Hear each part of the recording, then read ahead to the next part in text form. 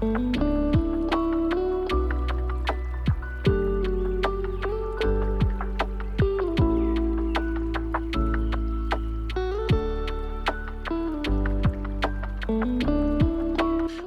to the Soil and Roots podcast, journeying together to become people of depth.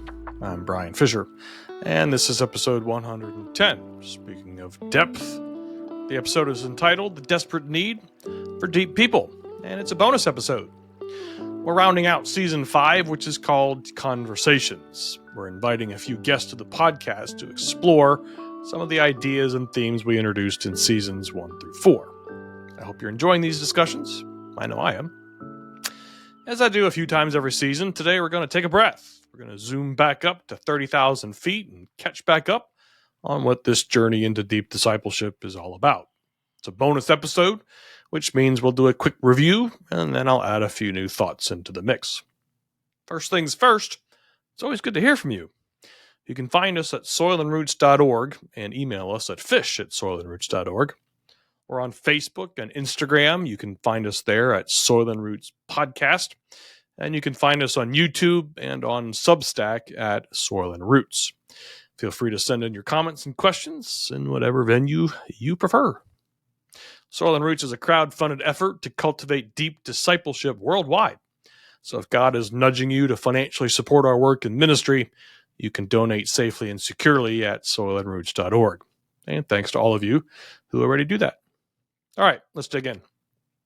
The challenge that the organization Soil and Roots, this podcast, the book, the articles, and the greenhouses seeks to overcome is what's called the Great Omission. It's the phrase that Dallas Willard used to describe modern Christianity. Dr. Willard was a theologian and a philosopher at USC, and he was a prolific writer and commentator on all sorts of different things, though mostly on what's now known as spiritual formation.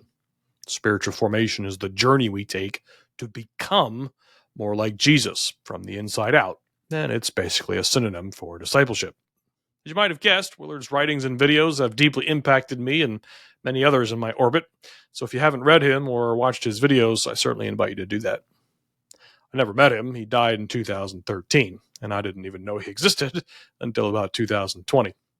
However, those who did meet and interact with him consistently said he lived the life he taught. Humble, gentle, profoundly insightful, loving, gracious, wise, intentional, self-giving.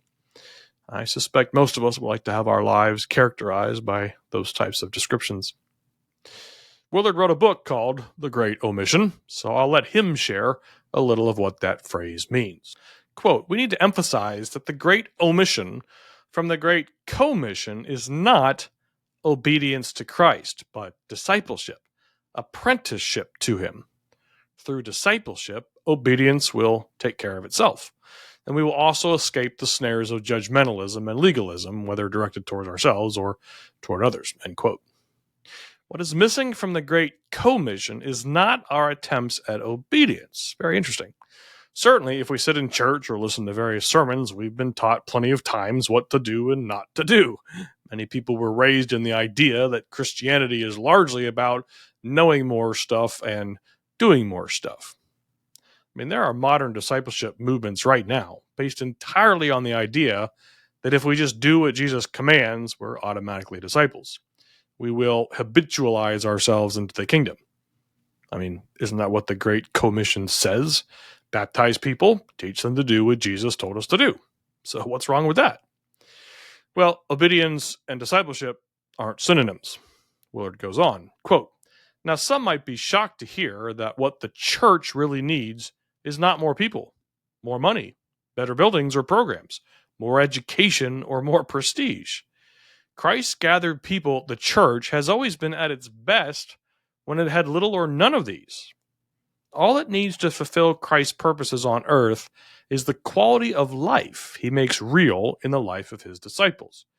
Given that quality, the church will prosper from everything that comes its way as it makes clear and available on earth the life that is life indeed." So the greatest issue facing the world today, with all of its heartbreaking needs, is whether those who by profession or culture are identified as Christians will become disciples, students, apprentices, practitioners of Jesus Christ, steadily learning from him how to live the life of the kingdom of the heavens into every corner of human existence, end quote. So discipleship is not simply learning what to do. It's a journey of learning who to become. And those aren't necessarily the same journeys. It's not just about obeying commands. God desires for us to become a people who naturally and organically do good to ourselves and others in creation and culture without thinking about it. This is the ongoing transformation from the inside out. The Great Omission is not about a lack of teaching, or churches, or programs, or converts, or videos, or sermons. It's about the missing intentional formation of a people who think, act, relate, and love more like Jesus over time. And that intentionally formative journey, as we've explored for over 2 years now, is far more than being instructed what to do. Our hearts are more complex than that. We've looked at the Great Omission from various angles, including the fact that, as Hagberg and Gulich theorized, our spiritual adventure can be broken down into 6 stages, but most modern institutions only guide us into and through the first 3, becoming aware of God, learning about him, and serving him. The depth of the person that we're talking about, however, often forms in the last 3 stages, the journey inward, including the wall, the journey outward, and living a life of love. The major challenge worldwide at the root of many individual and social harms is the Great Omission. Most Christian institutions consider themselves to be education or maybe service groups, but not intimate, intentional communities designed to help form our character. In many cases, the point is to get saved, but not to produce deep people. It's to make sure our doctrine is accurate, but not that we become people who love more like Jesus. It's to provide emotional and good spiritual experiences, but not to help form us into self-giving, deeply rooted, free human beings. Being saved and accepting good doctrine and spiritual experiences are all very important, but we often split them apart from the long-term heart formation that we've been exploring. Well, the Great Omission can be, and in fact is being solved. There are numerous small efforts to awaken the church and the world to this lack of deep discipleship in various places. Soil and Roots is just one of them. However, our current age also faces 3 primary problems that we should include in our thinking as we explore how to become people of depth. We explored these in seasons 2 to 4, so I'm not going to go into detail here. You already know their names: the Discipleship Dilemma, the Formation Gap, and the Forgotten Kingdom. But we can break these down into further smaller words if we want to. Story, community, and purpose. Story, community, and purpose. God's story matters. The overall narrative of the Bible matters. Your story matters. In fact, these stories are intertwined. A deep disciple explores both God's story and our story with Jesus and a trusted friend. And there is no such thing as a boring story. There's one thing that's missing in our frantic, technologically saturated era, it's true community. Deep discipling communities look very different than what we might normally assume. Matter of fact, they look radically different. And purpose. Why did Jesus come? Though the gospel of the kingdom saturates the New Testament and is its primary theme, most people are confused about what this kingdom is. If you don't believe me, check out your church's statement of faith and what it mentions about the kingdom, if anything. Do our statements of faith even define the kingdom? The kingdom is Christianity 101, but it's missing from much of modern Christianity. Story, community, purpose.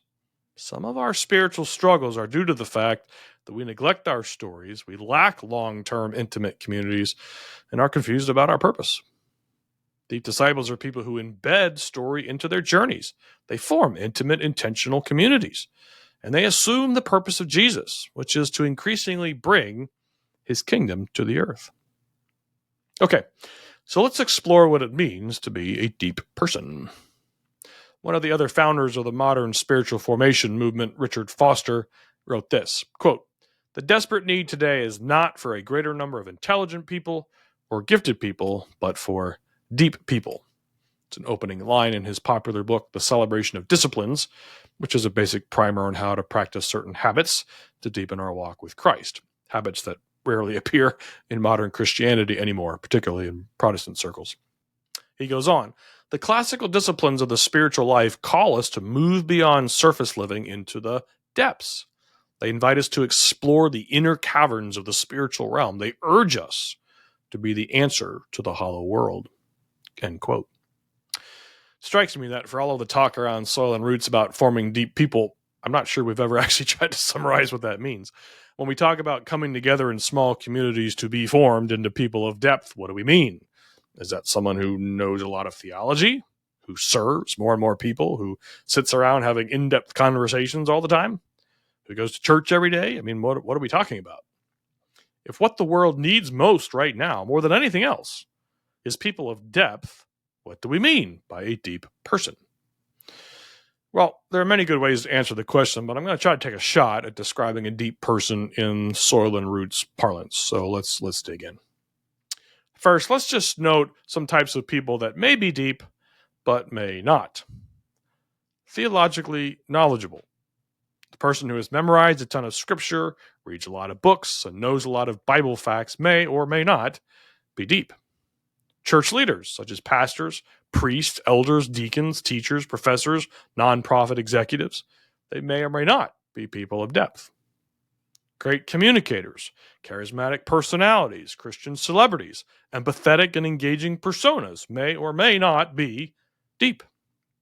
Our favorite people, such as our family members, our spouses, our friends, may or may not be deep. We may not be deep. The person who serves the most at church, gives the most money, does the most Christian things, and attends the most church events may or may not be deep. See, you listen or watch this podcast because we're always shaking things up. All right, so let's go all the way back into season 1, where we talked about the reason for the name Soil and Roots. It's derived from passages such as Psalm 1. The roots are our hearts, and the soil is the ideas and desires in which our hearts are rooted, in which they're planted. You may remember the creation picture that I created for you way back in season 1. It's on the website. God has placed us all into 4 relationships. We have a relationship with Him, with others, with ourselves, and with creation and culture. The degree to which we join with Jesus to bring His kingdom increasingly to earth through these 4 relationships is related to how far our roots go down and the quality of our soil. So a deep person is someone who is deeply rooted. And this is far more than an intellectual pursuit.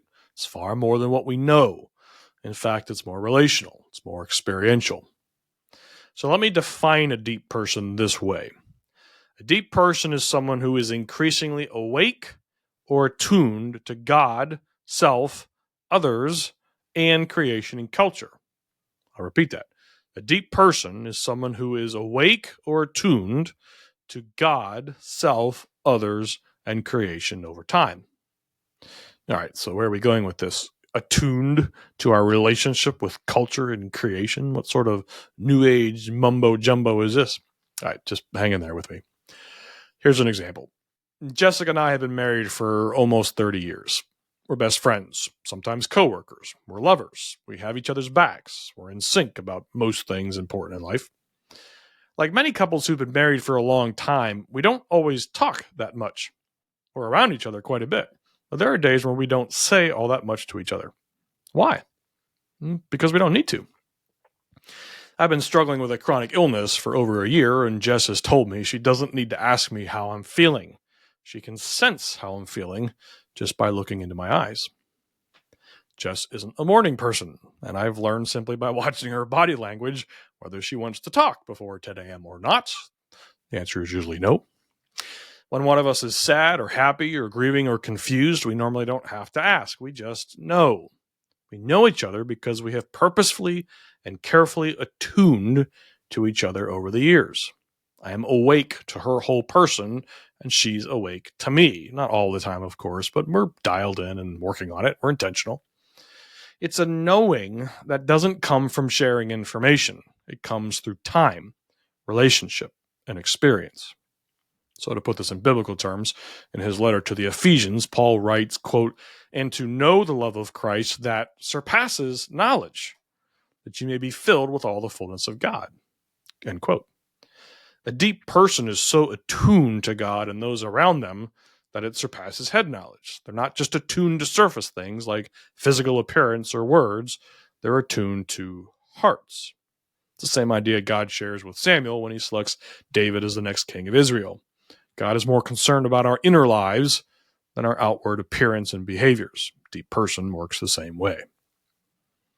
If we go back to season 4, some of the qualities of a deep disciple, we touched on this. One of the primary characteristics of a deep person is the willingness and skill to listen to hearts and not just words. To be blunt, people who talk and talk and talk are generally not deep people. People who listen simply to respond and not to hear are not deep people. I know this because I've been those people. Sometimes I still am. So let's explore what it looks like to be awake or attuned in each of these 4 relationships: to God, to others, to ourselves, and to creation and culture. So let's start with God.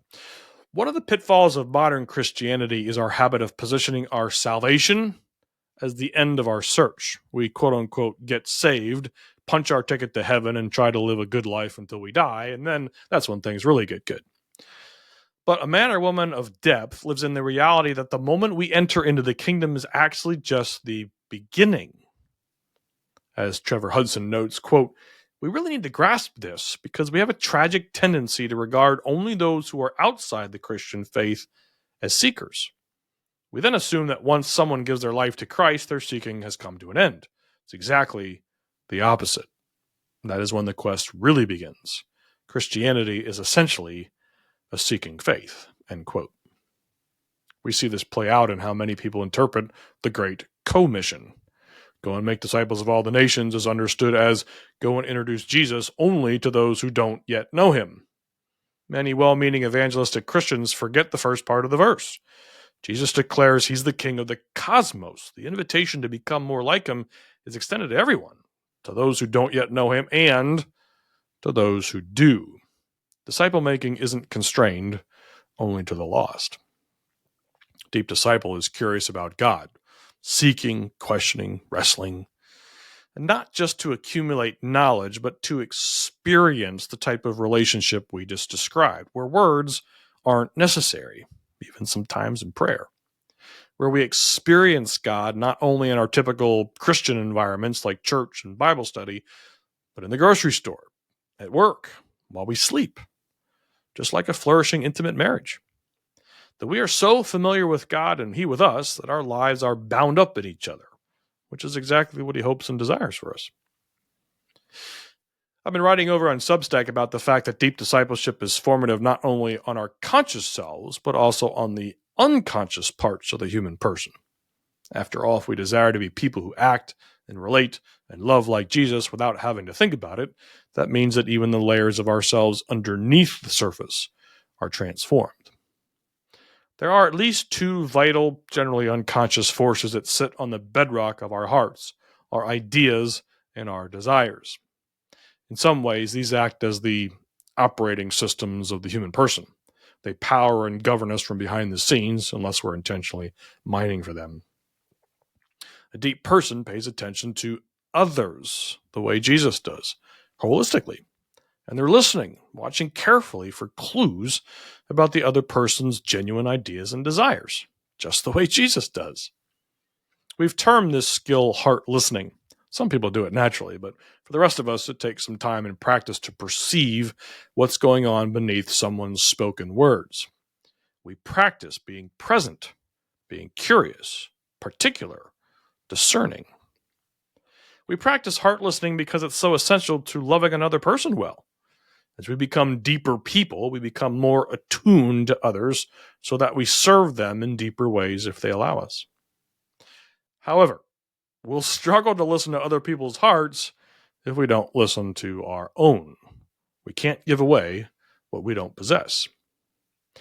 We spent quite a bit of time exploring how we uncover the hidden ideas that govern us, these assumptions, conclusions, and principles that power our lives. You already know that sometimes our ideas align with our belief statements, but sometimes they don't.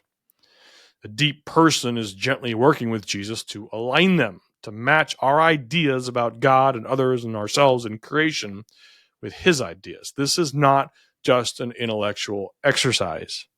Our ideas and desires gradually form into his over time as we invite Jesus and some trusted friends into our hearts. These ideas are formed far more through experience and relationships than through instruction. That's that old adage that more often is caught than taught. That's why I propose that the best ecosystem for forming the human heart engages 5 elements: time, habit, community, intimacy, and instruction. While modern Christianity tends to focus on instruction and the spiritual formation movement tends to focus on habits, the unconscious parts of our hearts are best formed when we intentionally experience all 5 of those elements. But this journey into our hearts requires us to be vulnerable, authentic, even raw. Just because we quote unquote accept Jesus and then go to church doesn't mean we're being formed. Author David Benner asks, but if an encounter with divine love is really so transformational, how is it that so many of us have survived such encounters relatively unchanged? He then answers his own question, quote, the single most thing I have learned in over 30 years of study of how love produces healing is that love is transformational only when it is received in vulnerability. It is not the fact that being loved unconditionally that is life-changing. It is the risky experience of allowing myself to be loved unconditionally. Paradoxically, no one can change until they first accept themselves as they are. Self-deceptions and an absence of real vulnerability block any meaningful transformation. End quote. Self-knowledge is essential to loving ourselves and others well. And that means we come to God as we are, with all of our talents and our gifts and our quirks, our addictions, our sin patterns, our foibles, our wounds, our joys. And most people don't take that journey because they think it's going to be hard and painful. Well, it is. But it's worth it, and it's necessary to become a person of depth. Okay, so what is a deep person's relationship with creation and culture? What does it mean that we're awake and attuned to nature and the 7 mountains of culture: church, education, government, the arts, media, business, and family? Well, let me suggest at least 3 ways. First, we listen to creation and culture similarly to how we listen to the heart of God and others and ourselves, meaning we listen for ideas in the air. You may recall we broke ideas down into a few categories. Ideas in the soil are those that govern our hearts. Ideas in the air are those that influence entire societies, cultures, and nations. If you live in the West, for example, you live in a set of ideas that includes things like rights, consent, freedom, individuality, self-governance. We don't think about these ideas most of the time. It's just the air that we breathe. Well, a deep person learns how to identify these ideas in the air and how they influence whole populations. Jesus did this all the time. He promoted ideas of light and he confronted ideas of darkness. Just by speaking to the woman at the well, he confronted dark ideas about the value of women, religious division, racism. His behavior was often as surprising and transformative as his words. Second, a deep person stewards creation well. I've remarked before that it's shocking to me how little interest modern Christianity has in protecting and caring for nature. Where are all the Christian environmental organizations? The very first thing God taught humans to do is to steward and care for the earth. The command didn't expire, didn't fall out of fashion. If we are to rule and take care of the earth, where are all the bold Christian groups working to save endangered species or stem pollution or to make sure our efforts to promote human flourishing also promote creational flourishing? Certainly those 2 things can go hand in hand. Now, one of the reasons why so few followers of Christ are concerned about stewarding creation is because of some harmful ideas in the air. Plato, for example, is alive and well in modern Christianity. He believed that the physical body was bad, the physical reality was bad, and that true life was only in the spiritual. And we frequently find his philosophies mixed in with Christian thought and structures today. However, the biblical reality is that we are integrated people living in an integrated world. So a deep person, as she relates to creation and culture, assumes her role as a steward and seeks to participate in ruling for the flourishing of the earth and the people on it. Now, I realize for some, protecting and caring for the earth seems even non-Christian, if not heretical. But Genesis 1 is pretty clear. Those most concerned about caring for the planet should be those most concerned about serving its creator. Lastly, a deep person considers and lives in the reality of Ephesians 4. God is over all, through all, and in all. As Elizabeth Barrett Browning wrote, "Earth's crammed with heaven, and every common bush afire with God. But only he who sees takes off his shoes. The rest sit round and pluck blackberries." End quote. The deep person looks for and finds God not only in the customary places, church and the Bible and devotions and the like. She finds him everywhere, believing that earth is crammed with heaven, that God is over all, through all, and in all. As Paul explained to the Athenians, in him we live and we move and we exist. This is not an easy concept for many moderns. The legalists will warn of pantheism or earth worship. We're not talking about worshiping the created versus the creator. We're discovering and experiencing the creator through and in his creation. Do we find security in God's stability in a 100-year-old oak tree? Do we hear God's whisper in a kind word from a stranger? Do we relish in God's vastness when we gaze at the night sky or marvel at his whimsy when a butterfly flits by? Do we sense God's intimate desire for us when our lover catches our eye, or laugh at his creativity when we see a picture of a platypus? If God is over all, through all, and in all, do we live in the depth of that reality? Or have we unconsciously put God in a box, only to be experienced when we engage in specific religious activities? Do we immerse ourselves in the idea that God not only created, but is still creating, delightfully so? I found this quote by G.K. Chesterton, which strikes me as one that a person desiring depth might resonate with. He said, quote, "Now, to put the matter in a popular phrase, it might be true that the sun rises regularly because he never gets tired of rising. His routine might be due not to a lifelessness, but to a rush of life. The thing I mean can be seen, for instance, in children, when they find some game or joke they specifically enjoy.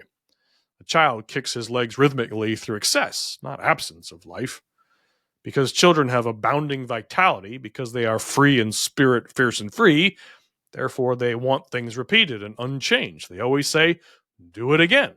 And the grown-up person does it again until he is nearly dead. For grown-up people are not strong enough to exult in the monotony. But perhaps God is strong enough to exult in the monotony.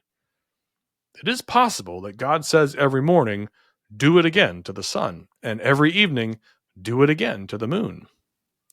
It may not be automatic necessity that makes all daisies alike. It may be that God made every daisy separately, but has never got tired of making them.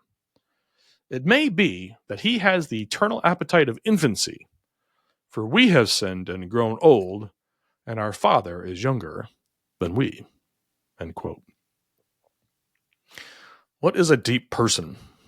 Someone who is intentionally journeying with like-hearted people to become increasingly awake or attuned to God and others and themselves and creation and culture. They listen, not just to words, but to hearts. Yes, they accumulate knowledge, but they do so to experience life and life abundantly and invite others to do the same, not just to be correct. There's a difference. A deep person is intensely curious, dialed in, inviting others to know them and them to be known, and often puts the needs of others before their own without even thinking about it. They come to God as they are, raw, unfiltered, unpatronizing. They can sit in silence with God and communicate easily without ever uttering a word, just as longtime lovers do. This is the type of person the world desperately needs, and it's someone I hope to be someday, and I hope you do too. Thanks for listening, or watching, or reading, and we'll see you next time.